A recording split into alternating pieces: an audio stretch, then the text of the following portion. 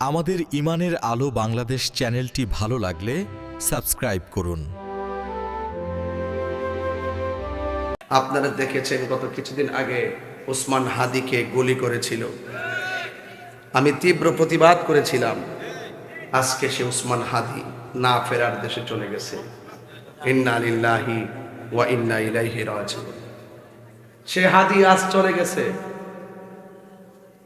আমি একটা ছবি দেখে আমি স্তব্ধ হয়ে গেছি। তার বাচ্চাটা কাঁধের মধ্যে ছিল এইভাবে, ফুটফুটে বাচ্চাটা কত আগ্রহ নিয়ে বাবা তার বাচ্চাটাকে কাঁধে তুলে আনন্দ করেছেন।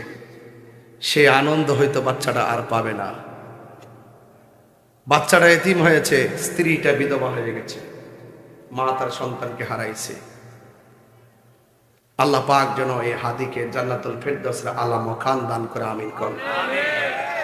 আমি পরিষ্কার ভাষায় বলতে চাই, ভাই আপনার সাথে আমার রাজনৈতিক দ্বন্দ্ব থাকতে পারে, মতাদর্শের ভিন্নতা থাকতে পারে, কিন্তু খুনের পথ বেছে নেওয়া, মেরে ফেলার পথ বেছে নেওয়া, এই সংস্কৃতিটা ভালো নয়। লাশ নিয়ে রাজনীতি আমরা চাই না, লাশের খেলা আর হোলি খেলা আর আমরা দেখতে চাই না। কথা বলেন ঠিক না? এই জন্য শুরুতেই বলছি, যার চলে যায় সে বুঝে হায় বিচ্ছেদি কি যন্ত্রণা, অবুঝ শিশুর অবুঝ প্রশ্ন কি দিয়ে দেব সান্ত্বনা। এই জন্য আপনাদেরকে অনুরোধ করে বলবো, আপনার এলাকায় আছেন, রাজনীতির সূত্র ধরে, মতাদর্শের ভিন্নতা ধরে আপনার সাথে আমার মতাদর্শের মিল না থাকতে পারে, কিন্তু তাই বলে মেরে ফেলবো, খুন করে ফেলবো, এ খুন গুম এগুলো এই দেশে বন্ধ করতে হবে। কথা বলেন ঠিক কিনা? আপনারা দেখেছেন আমাদের মসজিদের ইমাম রহিস উদ্দিনকে প্রকাশ্যে মব ভায়োলেন্স করে মেরে ফেলেছে। আজকে 1 বছর হয়ে গেছে। সেখানে রহিস উদ্দিনের বাচ্চারা আর বাবাকে দেখতে পারে নাই। তো এই জন্য যার চলে যায় সে বুঝে হয় বিচ্ছেদ। আরে মিয়া, রাজনীতি যেটা মন সেটা করে, হক কথা তো বলবেন। একটা মানুষকে মেরে ফেলবে এইভাবে তরতাজা মানুষ, এটা উচিত নয়। আমাদেরকে লাশের রাজনীতি, এরকম খুন গুম, এই সমস্ত প্রতিহিংসার রাজনীতি থেকে বেরিয়ে আসতে হবে। এই দেশটাকে আল্লাহ শান্তি করে দাও। এই দেশের মানুষের পারস্পরিক শ্রদ্ধা আর ভালোবাসা তৈরি করে দাও। মিলেমিশে চলার তৌফিক দিয়ে দাও, আমিন কর। ভাইরা আমার, আল্লাহ রাব্বুল আলামিন কোরআনুল কারীমের মধ্যে বলেছেন, ওয়া কাদা রাব্বুকা আল্লা তা'বুদু ইল্লা ইয়াহু ওয়া বিল ওয়ালিদাইনি ইহসানা। আল্লাহ বলছেন তোমাদের উপরে ইবাদত করাকে আবশ্যক করে দেওয়া হয়েছে।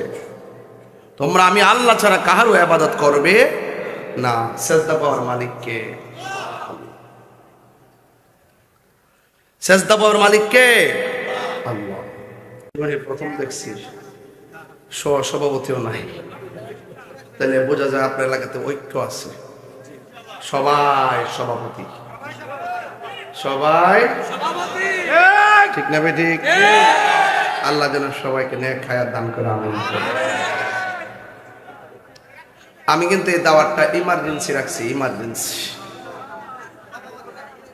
মাত্র কয়েকদিন আগে আমার দাওয়াত করছে। আমি বলছি যে 12টা যদি হয় তাহলে আমি আসতে পারবো। দাওয়াত রাখার সময় বলছি 12টা, তো আলহামদুলিল্লাহ 11:40 আই পড়ছি নাকি? আরো আগে আইতে পারতাম, ফাঁকে দেবার কামাল্লা দরবার একটু জিয়ারত করছি, আপনাদের জন্য দোয়া চাইছি। মারহাবা করুন। যাই হোক, যে রব্বে করিম আমাদের সকলকে আজ এই মুসলিম মাহফিলে আসার সুযোগ দিয়েছেন, শুকরিয়া দান করুন আলহামদুলিল্লাহ। লাখ কোটি দরুদ ও সালাম ওই নবীজির নূরানি কদম মোবারকে, যিনি হায়াতুন নবী, নূর নবী, গায়েবের খবর দেনেওয়ালা হুজুরপুর নূর সাল্লাল্লাহু আলাইহি ওয়াসাল্লামের উম্মত হিসেবে আল্লাহ পাক আমাদের সকলকে কবুল করেছেন। এই জন্য শুকরিয়া জানা আবারও করি আলহামদুলিল্লাহ।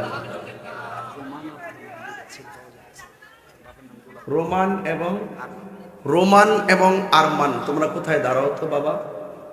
রোমান কোথায়? রোমান এবং আরমান, রোমান এবং আরমান ছোট্ট দুইটা ছেলে কই তোমরা?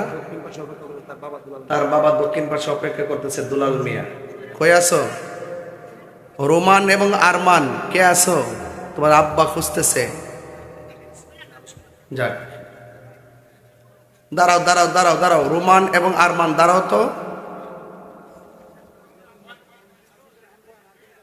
যাক, যাই হোক, এন্তেজামিয়া কমিটির পক্ষ থেকে আমাকে বিষয় দিয়েছেন মা বাবার খেদমত নিয়ে কথা বলার জন্য।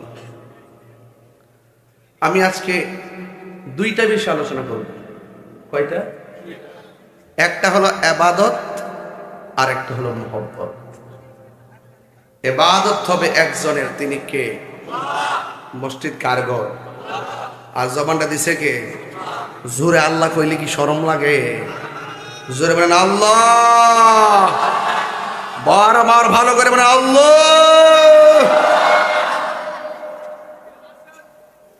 আল্লাহ আপনাদের সবার জীবনে গুনাহ মাফ করুন। এই ঘন্টাখানেক আলোচনা করে আপনার কাছ থেকে বিদায় নিয়ে নিব। সবাই খুশি তো ইনশাআল্লাহ? আল্লাহ যেন কবুল করে, আমিন কর। সবাই বল লা ইলাহা লা ইলাহা হাসবি রব্বি মা ফি কলবি গায়রুল্লাহ নূর মুহাম্মদ লা